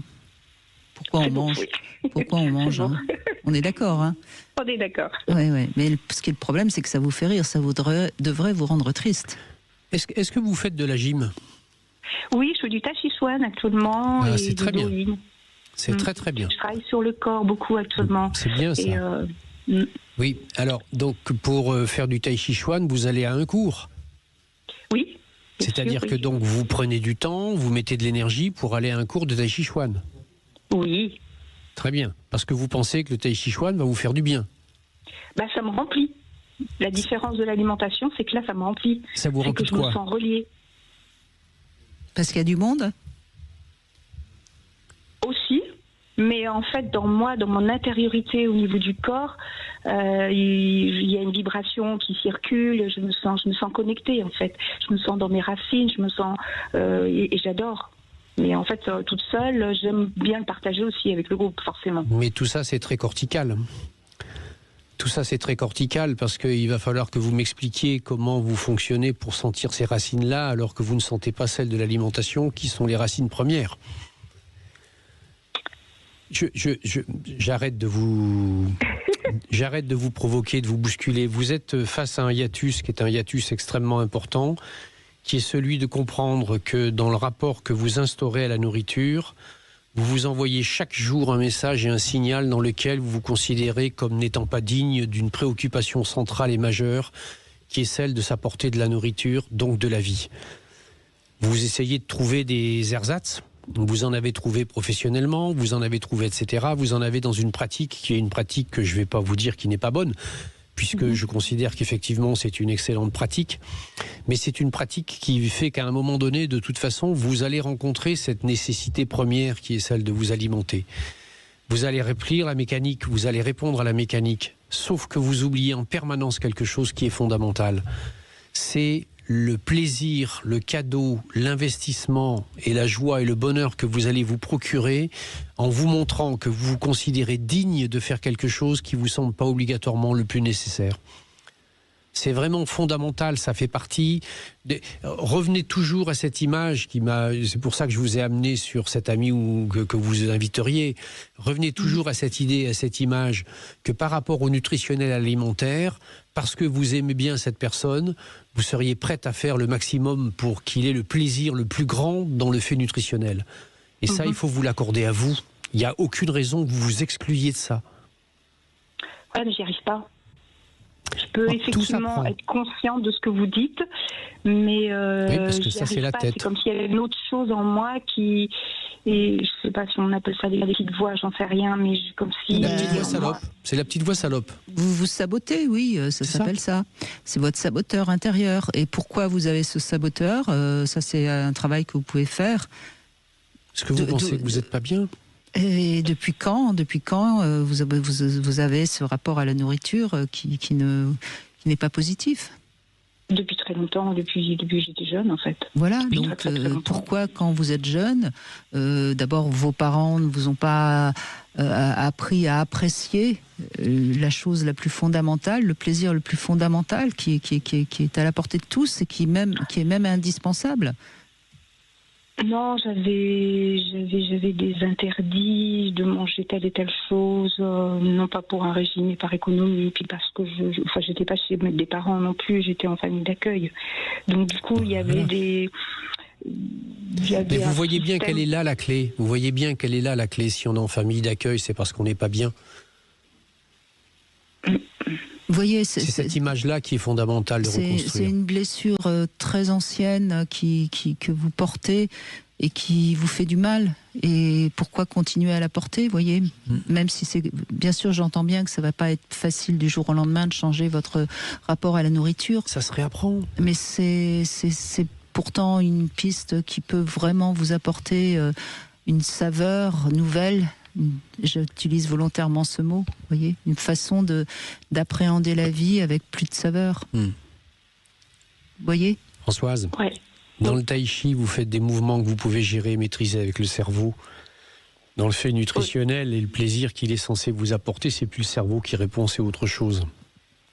Ça se réapprend. Vous devez reconquérir et réapprivoiser quelque chose à l'intérieur de vous. Vous savez, quelqu'un qui a failli mourir de soif dans le désert, si on lui donne tout de suite un verre d'eau à boire, on va le tuer. Donc il faut juste humecter un linge, lui faire reprendre goût petit à petit à l'humidité, puis après une cuillère à café d'eau, et ensuite lui donner à boire. Vous devez réapprendre. Commencez simplement, juste, continuez à manger dans votre casserole. Il n'y a aucun problème à ça. Mais vous savez ce que vous faites? À côté de la casserole, vous mettez un petit pot avec une fleur dedans. Ah oui, c'est mignon. Ok. Vous regardez ça. Et puis ensuite, peut-être qu'à ce moment-là, le lendemain, à côté de la fleur, à la place de la casserole, vous mettrez juste une assiette. Et c'est petit à petit comme ça que vous allez reconstituer et reconstruire quelque chose. Pensez aussi au petit truc du miroir. Dans un premier temps, vous allez vous tirer la langue, vous allez être incapable de vous regarder dans les yeux, vous allez faire plein de... Ça n'est pas grave, ça n'est pas grave. Ce sont juste des petites stratégies du petit moi intérieur qui voudraient surtout pas revenir sur ce qu'il croyait être la vérité. Et petit à petit, vous allez vous accueillir. Voilà. Vous ne serez plus dans une famille d'accueil. Puis découvrir que vous êtes peut-être aimable. D'accord. Merci Françoise. Ok. Merci à vous. Merci beaucoup, Merci à vous. Brigitte et Michel. Merci. Merci. Je Au vous en revoir. prie. On va conclure dans un instant avec Aude également qui a du mal à s'alimenter. Dans un instant, retour de Brigitte Lahaie Sud. 14h-16h, Brigitte Lahaie Sud Radio. Michel Odoul est avec nous et on parle de la nourriture. On a eu évidemment beaucoup de femmes qui c'est vrai, quoi qu'il en soit, c'est souvent plus une problématique féminine, hein, quoi qu'on en dise. Oui, mais parce ce qui que ne veut pas dire qu'il n'y a pas aussi des problèmes chez les hommes. Hein. Oui, mais c'est le premier. Je crois que c'est le premier lien que nous avons avec la vie, avec cet être qui nous l'a donné, qui s'appelle notre mère, et donc il y a quelque chose qui est très en prise avec ce que l'archétype du féminin et de la mère représente. Donc les femmes sont beaucoup plus en prise avec cette question de la nourriture, c'est clair. Et d'abord, ne serait-ce qu'après, parce qu'elles ont à prendre en charge la nourriture des enfants, etc. Alors il y a de temps en temps des hommes qui sont... moi j'adore faire la cuisine, je sais que chez moi la plupart du temps c'est même moi qui l'a fait, parce que j'adore ça, j'aime ça. Mais d'ailleurs, il y a plus d'hommes cuisiniers, Oui, dans le oui. métier. On pourrait se poser la question après du pourquoi, mais oui, bien sûr. Et franchement, c'est même pour moi un moment privilégié parce que on a un avantage sur tous les autres, c'est que nous, on peut déjà goûter avant. Vous êtes gourmand. Non, mais de toute façon, la cuisine, je la compare souvent au jardinage. C'est une occupation qui est aussi un art. C'est une méditation active. Exactement, donc il ne faut pas s'en priver. Bonjour Aude. Bonjour Brigitte et bonjour Michel Odoul. Bonjour. Et je vous souhaite le meilleur pour 2026. Je suis désolée, j'ai un peu le trac de passer à la radio, donc vous devez le sentir au niveau de ma voix. Vous inquiétez pas. Trop tard. C'est trop tard, vous y êtes. Vous allez être obligé de subir ce qu'on va vous faire subir, Aude. Oh, si ça peut me faire avancer, me faire du bien. Bon, c'est certain, je suis un petit peu dans l'émotion, mais bon, écoutez, c'est peut-être comme ça qu'on arrive aussi. C'est bien, ça montre déjà que vous êtes au niveau du cœur et pas au niveau de la tête. Donc pour nous, ça nous va très bien. Je marche pas mal au niveau du corps, au niveau du cœur, et je travaille beaucoup en ce moment à ce niveau-là. D'ailleurs, j'ai même des émotions, des larmes de presque. Mais bon, pardon. Donc c'est en ce moment que vous avez du mal à vous alimenter ? Ah oui, carrément, parce que hier, par exemple, je devais aller faire j'ai pris ça comme un périple. Je suis tombée malade avec beaucoup de saignements, donc je suis allée voir un gynécologue, etc., etc.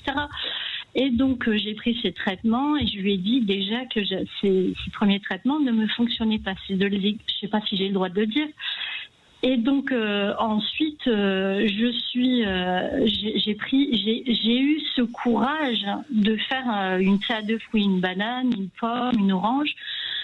Et je suis rentrée de là, j'avais faim, mais j'avais pas le courage de cuisiner. Et souvent, même quand je vais faire des courses, je n'ai pas le courage de cuisiner.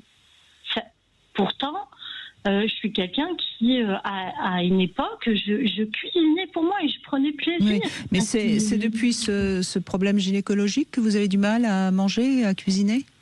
Je pense que oui, mais même depuis quelque temps avant, j'ai eu un choc dans ma vie, un deuxième choc qui a fait un deuxième saignement, et j'ai vraiment du mal à me nourrir.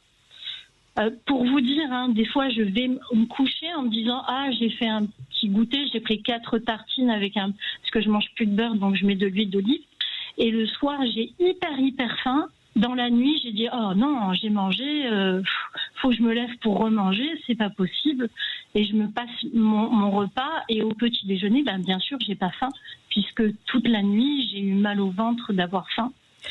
Et vous avez eu raison d'appeler parce que visiblement il y a quelque chose qui. Il y a quelque chose qui va pas du tout. Il y a quelque chose qui va pas du tout.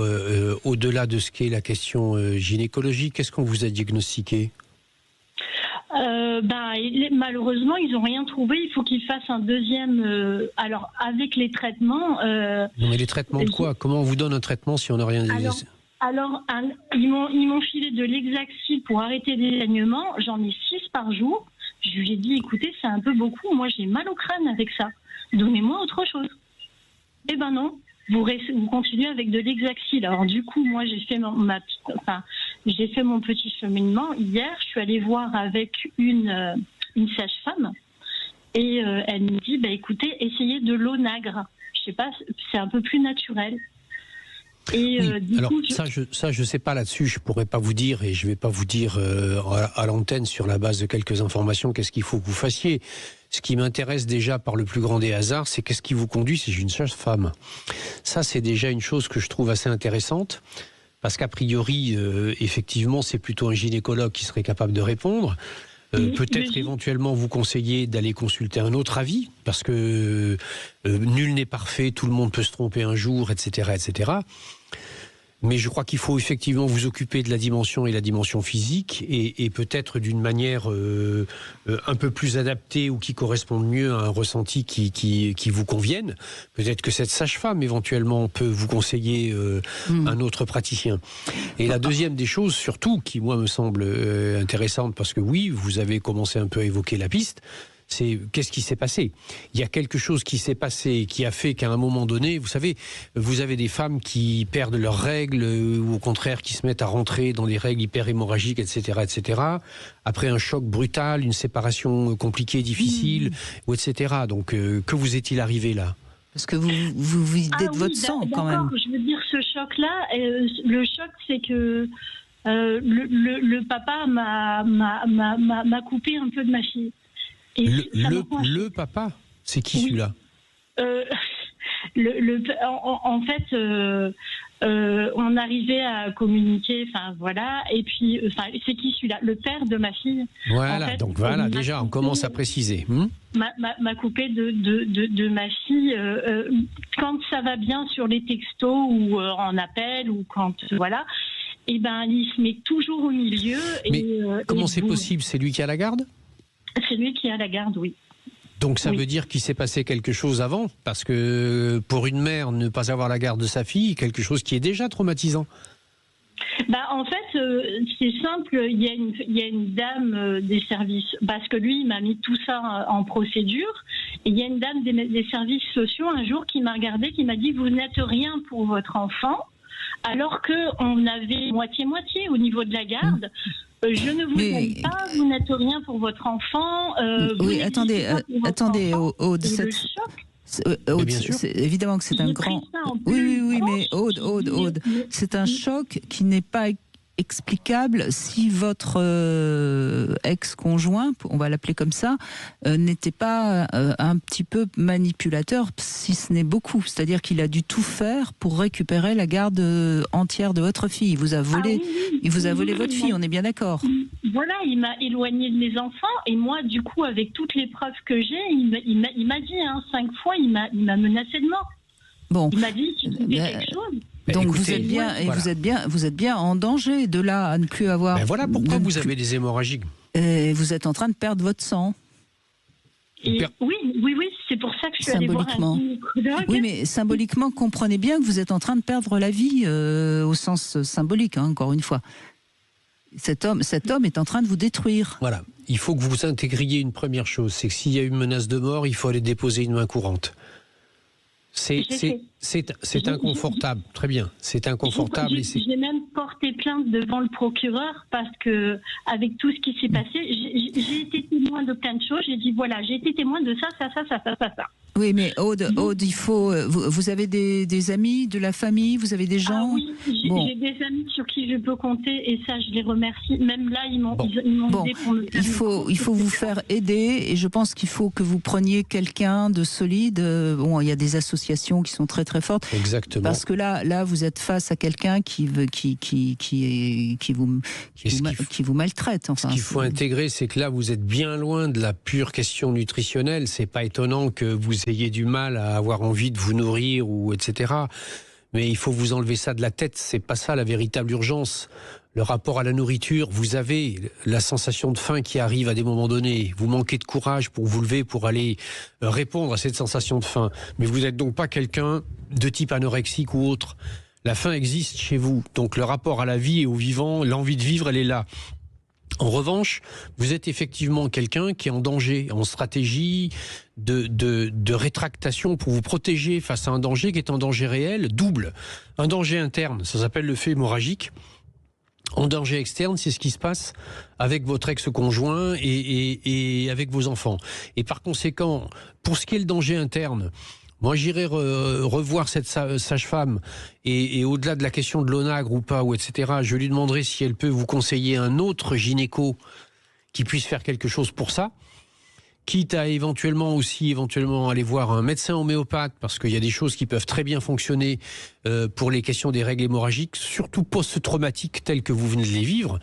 Mais tant que vous ne réglerez pas, et comme le dit Brigitte, juste titre, en vous appuyant sur vos amis, les gens en qui vous pouvez avoir confiance, et les associations, parce qu'il en existe qui seront capables de vous aider, vous ne réglerez pas la chose. Donc vraiment là, vous êtes vous êtes en danger. En danger, dans une nécessité de fight qui est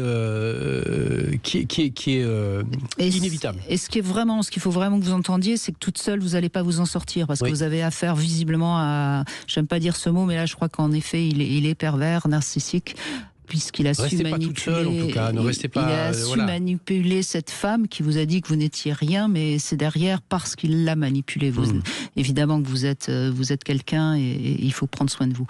Donc vous êtes en danger, faites-vous aider vraiment. Mais je pense déjà les associations, je sais pas laquelle qui est dans votre région, mais il y a des associations sérieuses qui vont. Et si vous avez fait effectivement déposer une main courante et fait ce qui convient de ce côté-là, apparemment c'est ce que vous dites. Donc ça, c'est déjà une très bonne chose. vous allez voir une association de défense, je vous garantis qu'ils vont prendre les choses en main et que ça ne va pas tout à fait se passer de cette façon-là. Mais méfiez-vous, parce que ces gens-là, enfin votre ex, il a toujours un coup d'avance, hein, parce que évidemment ils ont toujours des stratégies en amont. Merci. Mais ne perdez pas votre sang. Merci Aude, merci beaucoup. On va conclure. Michel Oudoul avec Aude. Et puis c'est Enza qui va repartir, qui habite à Cahors et qui va repartir avec ce kit de découverte BDSM de passage du désir. Mais rassurez-vous, demain il y en aura un autre à gagner. Demain on sera avec Patricia Martin-Lamante. On refera un petit bilan sur les IST et sur les pratiques à risque. Et tout de suite vous retrouvez Marie pour C'est votre avenir.